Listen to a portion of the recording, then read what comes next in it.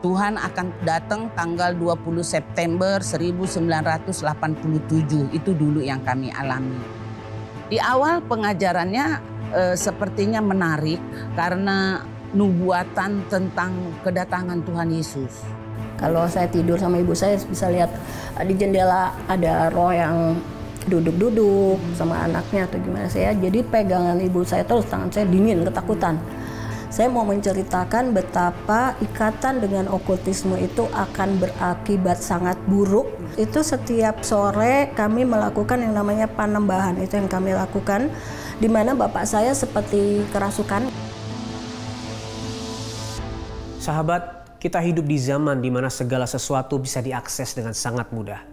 Baik itu informasi maupun aliran dan kepercayaan yang tersebar sangat bebas dan luas. Tetapi di balik segala kemudahan itu ternyata ada bahaya yang mengintai. Karena tanpa kita sadari banyak sekali orang yang terjerumus ke dalam aliran sesat maupun pengajaran-pengajaran yang sungguh menyesatkan. Mereka tertarik karena diiming-imingi janji akan kesehatan, kekayaan maupun kemudahan di dalam hidup. Namun ternyata semuanya itu menarik mereka semakin jauh dari kebenaran yang sejati. Sama seperti seorang yang hanya ingin keluarganya hidup lebih baik. Tetapi jalan yang mereka pilih ternyata menuntun mereka ke arah yang salah. Bagaimana ia dan keluarganya bisa kembali ke jalan yang benar? Mari kita saksikan kisah yang berikut ini. Tuhan akan datang tanggal 20 September 1987. Itu dulu yang kami alami. Bahwa dunia ini akan dihukum Tuhan. Nah, kita disuruh memilih mau pengangkatan atau mau dihukum Tuhan.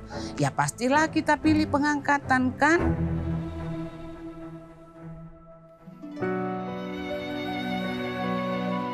Di awal pengajarannya sepertinya menarik karena nubuatan tentang kedatangan Tuhan Yesus. Dunia ini sudah akan segera kiamat dan Tuhan sudah akan segera datang.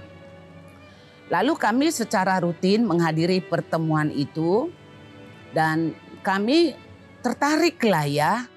Siapa yang tidak tertarik? Di tengah kita kesulitan keuangan, hutang kita banyak. Kami bergabunglah di kelompok itu, tinggal bersama mereka. Yang kemudian kami terjebak di situ selama 14 tahun. Yang saya rasakan di awal kami masuk itu, sebetulnya saya sudah merasa ini nggak benar. Selama bergabung di situ, banyak kali kami tidak makan karena kami tidak punya uang. Jadi kami tergantung pemberian mereka. Pemimpinnya, mereka tanya Tuhan. Lalu tanya Tuhan, mereka buka Alkitab, Alkitabnya ditunjuk, gitu ya. Kalau di dalam Alkitab itu ada kata-kata tidak, jangan, celakalah. Nah itu mereka tidak memberi.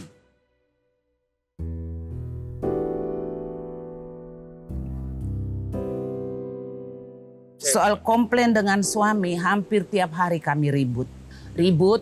Dan beliau selalu menganggap saya di tengah komplain saya itu, karena beliau sangat fanatik dengan aliran itu. Dia menganggap ini yang paling benar gitu ya. Dia bilang saya melawan Tuhan, melawan hamba Tuhan yang diurapi. Karena nabinya ini menganggap merekalah satu-satunya hamba Tuhan yang diurapi di seluruh bumi. Jadi jabatan nabi, rasul, penginjil, guru, gembala ada pada mereka semua. Nah, suami saya ini sudah sangat tercuci otak. Dan mereka menganggap itu betul adanya. Saya selalu kalau saya berontak, marah, dan ya mau nggak mau harus bicara bahwa kita harus keluar dari sini. Lalu dia tengking roh murtad, tengking pakai nama Yesus juga Pak, tengking roh melawan urapan. Mereka menyebut dirinya urapan, hamba Tuhan yang diurapi. Tengking roh kematian karena cuci otaknya. Kalau kita keluar dari situ kita akan diserang roh kematian. Sementara yang ngumpul di sini akan pengangkatan Pak. Jadi kita menunggu-nunggu pengangkatan. Kitalah yang pertama kali terangkat dari bumi ini. Gereja-gereja itu tidak akan terangkat. Ya mereka dapat pewahyuan, Pak, bahwa mereka itulah orang yang pertama terangkat. Pokoknya semua fokusnya Alkitab itu isinya Tuhan Yesus sudah mau datang, dunia ini sesat, Tuhan akan menghukum dunia, gereja-gereja itu sesat, keluarga besar itu. Jadi kami juga menjauhkan diri dari keluarga. Kami tinggal di rumah nabinya itu, jadi kami dibikinkan bedeng dan hidup secara tidak layak. Keluarga besar kami mau berkunjung ke situ tidak boleh masuk. Tetapi selama itu, selama 14 tahun itu, saya bisa katakan saya menangis darah. Hampir setiap malam saya tidak bisa tidur. Hampir setiap hari saya berpuasa. Selain karena puasa wajib Senin dan Kamis, juga puasa karena tidak ada makanan. Itu saya menangis semalam-malaman. Saya merasa terkurung dan tidak tahu harus berbuat apa. Saya berdoa sepanjang malam itu. Saya katakan, Tuhan, kalau Tuhan kehendaki, bawalah kami keluar dari sini. Karena aku ingin melayani Engkau dengan benar. Aku tahu di sini tidak benar, Tuhan. Kalau Tuhan kehendaki, aku mohon dengan sangat, bawalah kami keluar dari sini. Nah, pada Januari 2000, si nabi ini kan akhirnya mengalami stroke dan selama 7 tahun dan meninggal. Setelah itu bulan Februari tahun 95, istrinya mengalami kecelakaan parah di jalan tol di atas DI Panjaitan dan mengalami cacat permanen. Nah, sejak itulah saya makin yakin bahwa kami harus keluar dari situ. Ini nggak bener. Lah mereka ini mau pengangkatan loh. Tapi nabinya udah mati duluan, bagaimana kita mau pengangkatan? Nah, sementara si istrinya udah cacat permanen dan menjalani pengobatan bertahun-tahun. Sehingga kita menjadi orang yang sangat sengsara di sana.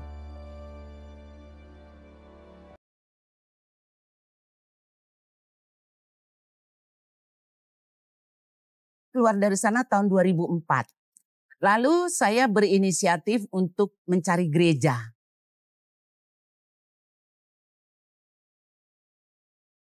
Di gereja kami ini, kami diajar dengan firman Tuhan yang benar, kami juga dimuridkan.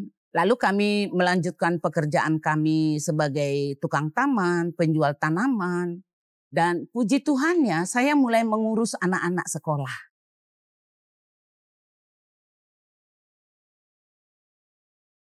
Jangan pernah tertarik dengan pengajaran yang menghitung hari Tuhan. Jangan pernah tertarik dengan ajaran yang apalagi fokus penglihatan nubuatannya itu tentang hari Tuhan, hari kiamat. Udah jangan tertarik dah. Karena Tuhan Yesus sendiri bilang kita tidak tahu hari kedatangan Tuhan. Kenapa orang mau masuk di aliran sesat? Pertama, kami dulu mengalami penolakan. Dan rata-rata orang yang masuk di situ adalah orang yang tertolak dari keluarga besarnya. Karena ada satu dan lain hal, ada cerita kami tertolak dari keluarga besar kami. Kedua, kesulitan ekonomi. Iming-iming Tuhan sudah mau datang.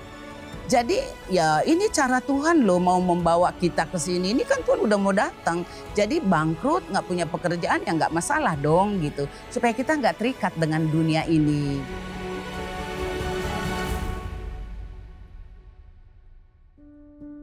Di tengah dunia yang penuh kebingungan, hanya Tuhanlah yang sanggup menjadi jalan keluar bagi kita.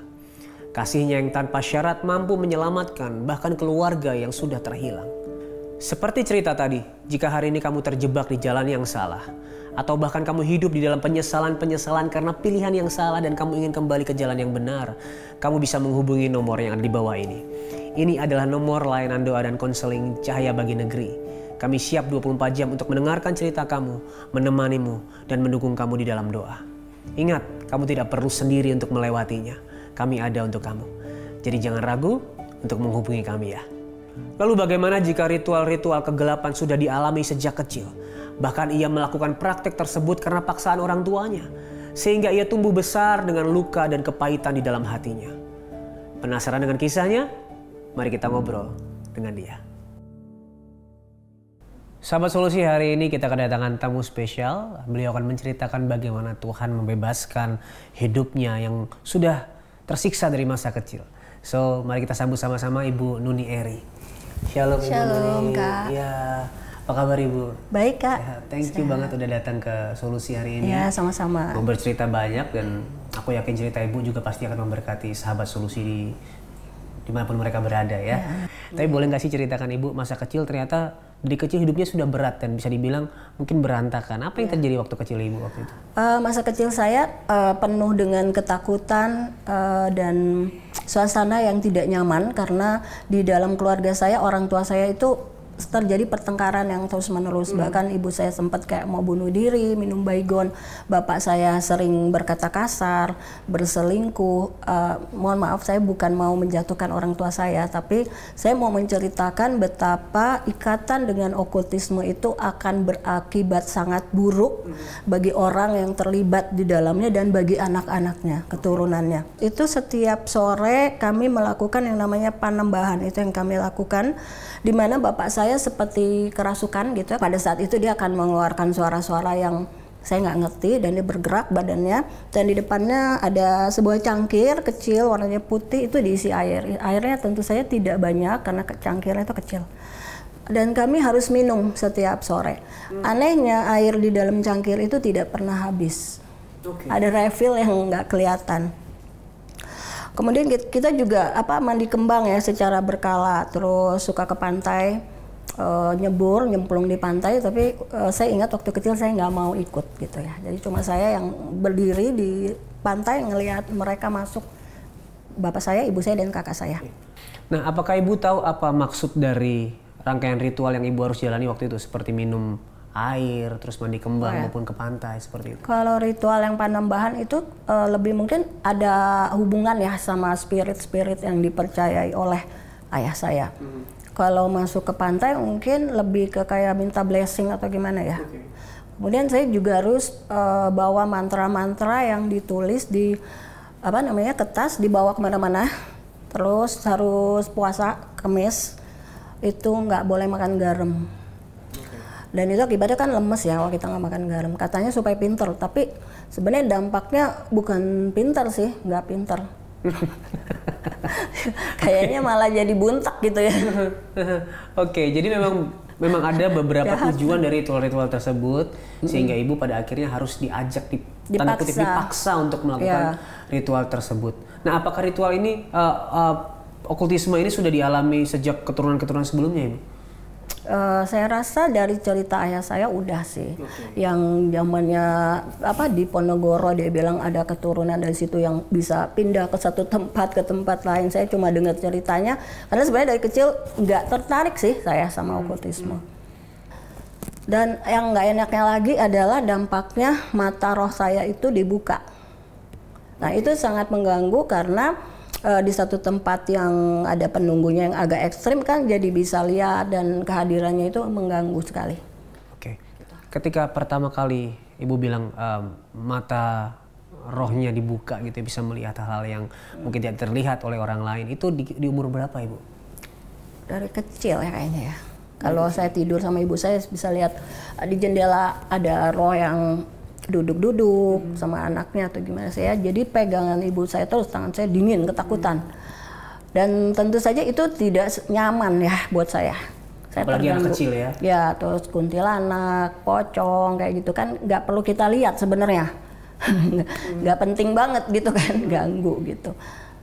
Nah, akhirnya sampai di usia 19 tahun, saya mau ceritakan akibat dampak dari rumah tangga bapak saya yang seperti itu. Saya punya kepahitan kepada bapak. Oke. Karena dengan perlakuan dia kepada ibu itu membuat saya geram sebenarnya sama laki-laki kan. Dia semena-mena. Nah, dampaknya secara psikologis tanpa saya sadari itu seperti ingin membalas. Nah, caranya gimana? Jadi saya terima aja orang yang mau pacaran sama saya tuh. Ada 13 orang tuh berapa. Tapi untuk sebentar aja, nanti saya tinggal. Kalau mereka kecewa rasanya puas, itu ya. Itu dampak yang nggak benar ya yang saya alami ya. Tentu tadi Ibu cerita bahwa hal itu juga mempengaruhi rumah tangga dari orang tua ibu ya, di mana sering sekali bertengkar. Orang tua dari ibu sering sekali, papa dari ibu berselingkuh gitu ya. Nah, itu kan menimbulkan luka dan kepahitan. Nah, bagaimana hubungan ibu dan ayah waktu itu? Oh, saya tumbuh jadi anak yang pemberontak, pemarah, dan kurang ajar ya sama bapak saya. Jadi itu nggak ada takutnya gitu, yang nggak ada hormatnya, tapi saya udah minta ampun sama Tuhan.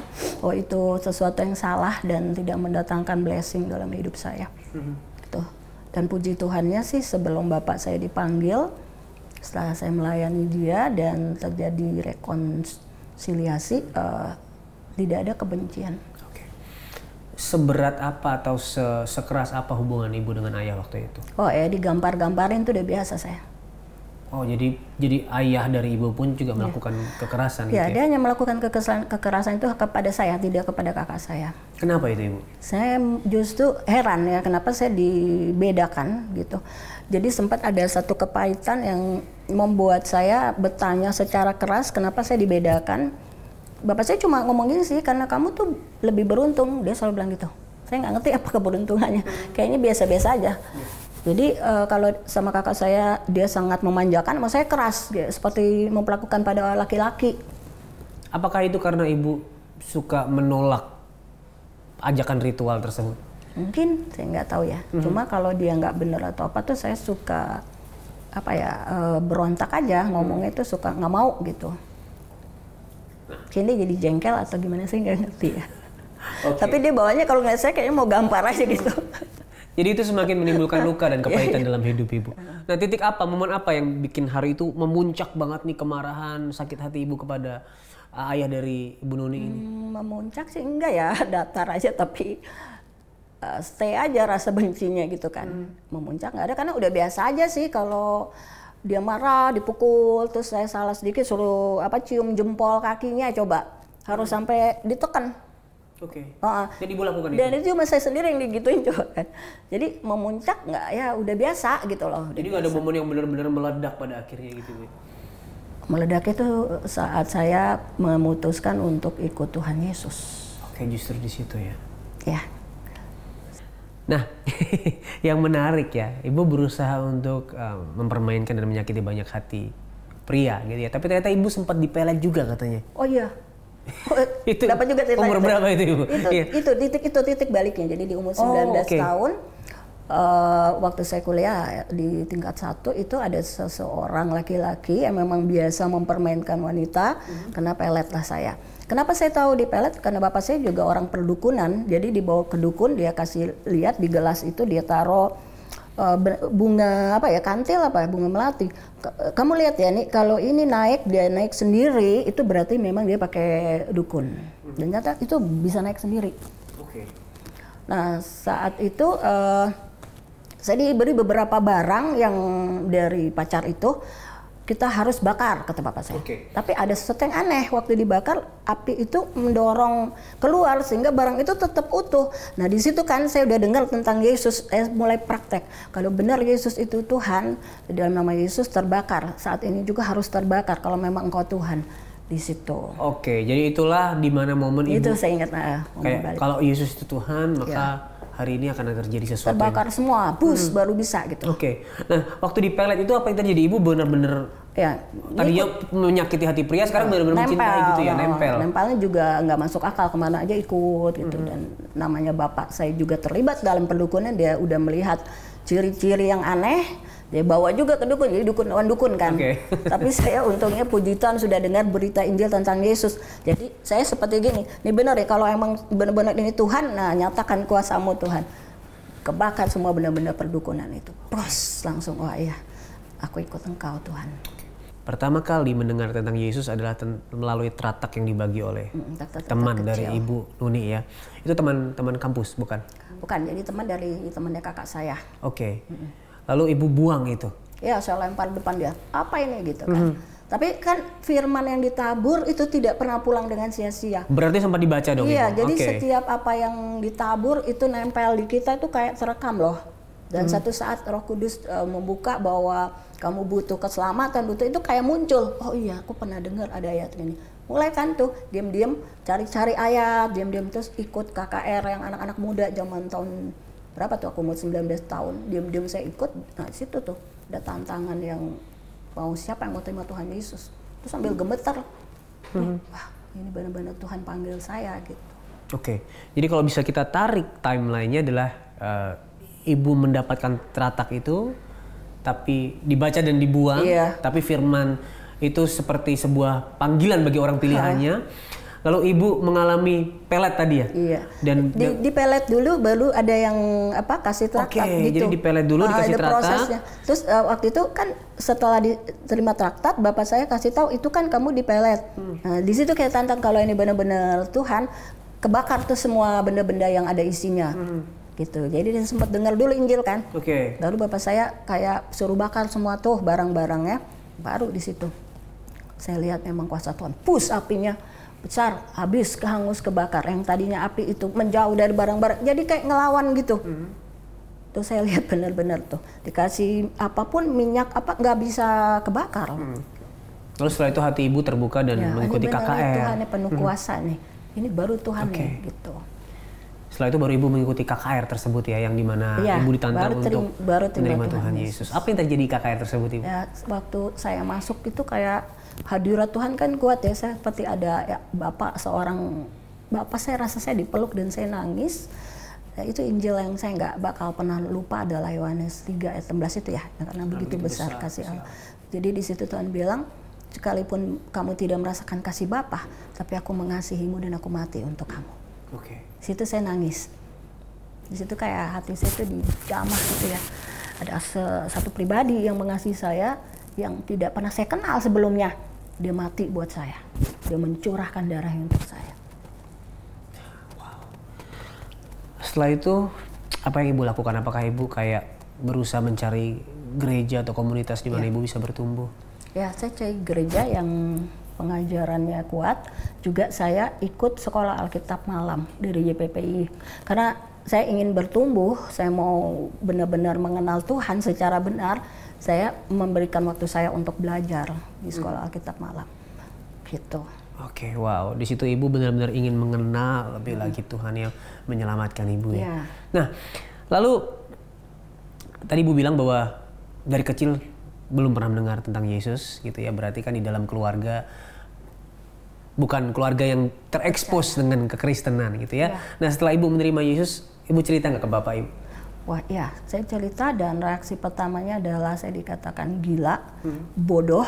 Saya pikir kamu pintar tapi ternyata kamu bodoh. Dia lagi baca koran dibanting dan ujian saya yang pertama adalah dia nangis guling-guling. Terus hati saya rasanya hancur ya. Kan saya sudah melukai dia. Tapi seperti ada satu kekuatan yang tidak bisa lepas di hati saya bahwa apa yang kau pilih itu adalah benar-benar kebenaran yang tidak boleh dilepaskan. Bukan hanya itu saja, bapak saya mulai pergi ke beberapa dukun untuk membuat saya meninggalkan Yesus.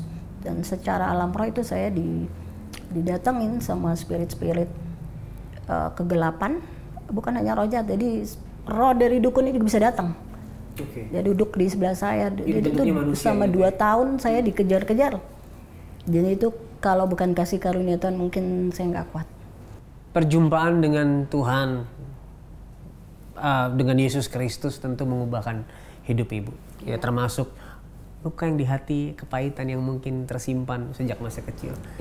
Apa yang berubah dalam hidup ibu setelah menerima Yesus sebagai Tuhan dan Juru Selamat? Saya ingat satu malam, luka yang paling dalam adalah bapak saya. Satu malam itu Tuhan melawat saya dengan kasih Bapa, urapan kasih Bapa. Saya nangis, dia bisa sembuh, dan saat itu juga saya telepon bapak saya. Saya mengampuni bapak. Terus malam itu Tuhan bilang, ketika engkau mengampuni, aku juga mengampuni engkau. Gitu. Terus yang kedua, saya punya hati buat jiwa-jiwa. Itu yang dirubah. Yang paling drastis ya hati yang mau melakukan apapun yang Tuhan suruh. Karena dia udah memberikan semuanya, nyawanya. Saya lihat dia disalib, dia itu nggak main-main. Dia nggak main-main dengan keselamatan yang dia berikan kepada kita. Jadi kalau orang Kristen main-main dengan keselamatan yang Tuhan beri, itu sesuatu yang sangat bodoh di hadapan Tuhan. Kita dibeli dengan darahnya yang mahal. Saya waktu diperlihatkan itu tuh nggak bisa berhenti nangis loh. Begitu dalamnya kasih Tuhan, dan itu juga yang memulihkan luka batin kita. Dan saya percaya siapapun yang terluka, Tuhan bisa sembuhkan ketika kita mau terbuka dengan kasih-Nya. Lalu akhirnya apa yang dikatakan Tuhan waktu umur 19 tahun gitu ya, bahwa orang tua ibu akan diselamatkan juga terjadi? Terjadi. Dengan cara Tuhan yang ajaib, dan bukan dalam waktu yang cepat. Tapi sekian puluh tahun, saya menantikan janji Tuhan semuanya digenapi. Satu orang diselamatkan, sisi Roma pasti diselamatkan. Ya. Jadi ibu disuruh Tuhan untuk menginjili ayah ibu. Ya. Saat itu sudah tua mungkin ya waktu itu ya Bu ya, sebelum di saat-saat terakhirnya. Mereka dipanggil Tuhan. Mereka berdua akhirnya menerima Tuhan Yesus. Ya, saya terpisah karena ibu saya dulu, baru bapak saya. Oke. Yang dipanggil Tuhan juga ibu saya dulu. Dan bagaimana hubungan ibu dengan bapak? Sempat kayak, maksudnya kan ibu sudah meminta maaf, sudah memaafkan juga. Pada akhirnya hubungan tersebut secara relasi juga dipulihkan ya. Bisa mengasihi, saya bisa mengasihi dia. Bapak saya juga sempat minta maaf, maafkan aku ya Nduk, kalau bapak selama ini salah. Jadi Tuhan udah berbicara, mungkin ya ada hal-hal yang dia lakukan melukai saya. Demikian juga saya, bahwa saya harus mengampuni bapak saya. Semua itu Tuhan buat indah pada waktunya. Sahabat, apakah kamu pernah mengalami hal ini? Kamu terluka sejak kecil, tumbuh dalam keluarga yang penuh dengan kekerasan, atau bahkan kamu pernah dipaksa untuk melakukan sesuatu yang kamu tahu itu nggak benar. Pada akhirnya hatimu penuh dengan kepahitan, kamu kehilangan kepercayaan kepada orang tua, dan bahkan merasa tidak layak untuk dikasih karena dosamu sudah begitu banyak dan besar. Tapi firman Tuhan dalam Roma 3 ayat 23 dan 24 berkata, karena semua orang telah berbuat dosa dan telah kehilangan kemuliaan Allah, dan oleh kasih karunia telah dibenarkan dengan cuma-cuma karena penebusan dalam Kristus Yesus. Semua orang, itu berarti aku, kamu, kita semua adalah orang berdosa yang tidak layak dan hina.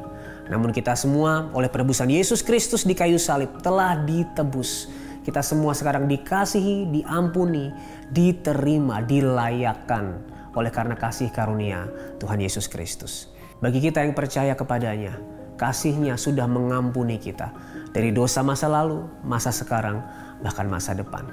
Kasih-Nya sanggup untuk memulihkan segala luka dan kekecewaan yang kamu alami.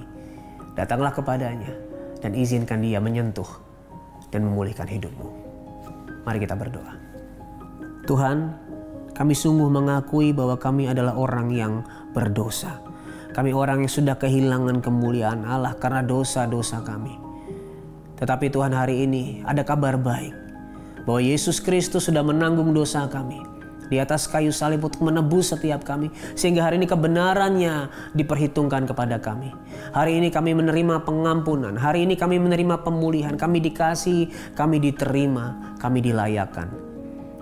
Kami mau mempercayakan hidup kami kepadamu, hidup kami yang berdosa ini kepada kasih karunia-Mu. Ampuni setiap kami dan pulihkan segala luka dan kekecewaan kami. Kami serahkan hidup kami ke dalam tangan pengasihan-Mu. Hanya di dalam nama Yesus Kristus kami sudah berdoa. Amin. Jika hari ini kamu merasa hidupmu hancur, berantakan, atau berada dalam kebingungan yang membuatmu merasa semakin hilang arah, kamu bisa menghubungi nomor yang ada di bawah ini. Kami siap untuk mendengarkan cerita kamu. Ini adalah nomor layanan doa dan konseling Cahaya Bagi Negeri. Kami akan mendoakan kamu, mendukung kamu dalam setiap perjalanan, dalam setiap struggle yang kamu lewati di dalam doa. Jangan ragu untuk menghubungi kami, karena satu langkah kecil akan membawa perubahan besar di dalam hidupmu. Kami tunggu ya. Melalui tayangan ini, sudah banyak sekali orang yang mengalami kasih Tuhan, mengalami pemulihan dan pembebasan. Dengan dukunganmu akan lebih banyak lagi orang yang merasakan kasih Tuhan lewat tayangan ini. Bantu kami untuk menjangkau lebih banyak orang lagi yang membutuhkan pertolongan dan pemulihan di dalam Tuhan. Setiap dukunganmu pasti memberkati banyak orang. Caranya kamu bisa scan QR Code yang di layar kamu untuk memberikan dukungan bagi tayangan ini. Terima kasih banyak untuk setiap support kamu. Dan terima kasih sudah menyaksikan tayangan ini. Sampai ketemu di episode selanjutnya. Ingat, Tuhan Yesus sangat mengasihimu. Dan apapun permasalahanmu, di dalam Tuhan pasti ada solusi.